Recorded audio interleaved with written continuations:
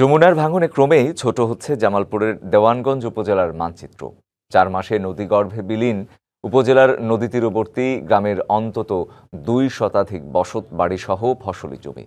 ভিটেবাড়ি হারিয়ে নিঃস্ব পরিবারগুলো। পানি উন্নয়ন বোর্ড জিও ব্যাগ দিয়ে ভাঙন রোধের উদ্যোগ নিলেও স্থানীয়রা চায় স্থায়ী বাঁধ। 2 দশক ধরে জামালপুরের দেওয়ানগঞ্জ উপজেলার খোলাবাড়ি, হাজারী, চরমাগুড়িহাট, খানপাড়া, চর ডাকাতিয়াপাড়া, মাঝিপাড়া সহ অন্তত 50টি গ্রাম যমুনার গর্ভে বিলীন হয়ে গেছে। এভাবে ভিটেমাটি হারিয়ে নিঃস্ব হয়েছে কয়েকশো পরিবার। শুধু তাই নয়, গত 4 মাস ধরে খোলাবাড়ি থেকে চর ডাকাতিয়া হয়ে বড়খাল পর্যন্ত প্রায় 2 কিলোমিটার এলাকা জুড়ে যমুনার অব্যাহত ভাঙনে বিলীন হয়েছে 2 শতাধিক বসতবাড়ি। আমার বাড়ি নিম্নত 30 বার ভাঙছি। 30 বারের মধ্যে একবার মনে করেন যে গরু খালি একটা ঘর নিয়ে গেছি, আর সমস্ত নদীর গর্ভে চলে গেছে। 8 বার বাড়ি ভাঙ্গার পরে 8 বারে মাথায় এখানে এসে বাড়ি করছিলাম। ছয় সম্পদ সব নদীর ভিতরে। দেখেন আমার বাড়ির সামনে নদী এসে গেছে গা, আমি ঘর বাড়ি সব ভাঙছি, আমার থাকার জায়গা নাই।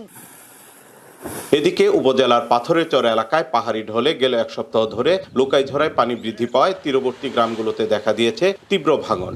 20টির বেশি বসতবাড়ি এবং ফসলি জমি বিলীন হয়ে গেছে। নগদ নিয়ে এলো হার না মানা হার অফার। সর্বনিম্ন 10,000 টাকা রেমিটেন্স নগদে পাঠালে থাকছে স্বর্ণের হার জেতার সুযোগ। এখানে রাস্তা নাই, এই রাস্তার যে কাঁচা রাস্তা আছে এটা কাদাযুক্ত, এবং যতটুকু থাকে এই নদী ভাঙে আবার ওইটা পরিবর্তন হয়ে যায়। যোগাযোগের বিচ্ছিন্নতার কারণে ওই সমস্ত পোলাপানি স্কুলে যাইতে পারে না।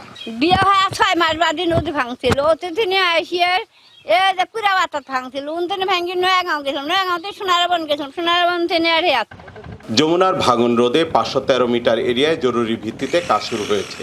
এছাড়াও পাথরের চরে লোকাইঝরার ভাঙন ঠেকাতে 240 মিটার এরিয়ায় জিও ব্যাগ ফেলার উদ্যোগ নেওয়া হচ্ছে। ফ্লাড এসে ওখানে কিছু ঘরবাড়ি ক্ষতিগ্রস্ত হয়েছে, ভাঙনের সৃষ্টি হয়েছে। আমরা ইতিমধ্যে সেখানে এমার্জেন্সি কাজ টেক আপ করেছি। এই এমার্জেন্সি এবং অনুন্নয়ন রাজস্ব সব মিলিয়ে প্রাকলিত ব্যয় হলো আমাদের 5,60,00,000 টাকা। যমুনার অব্যাহত ভাঙন ঠেকাতে স্থায়ী উদ্যোগ নেবে কর্তৃপক্ষ, এমনটাই প্রত্যাশা ভুক্তভোগীদের। শুভ্র মেহেদি, ডিবিসি নিউজ, জামালপুর।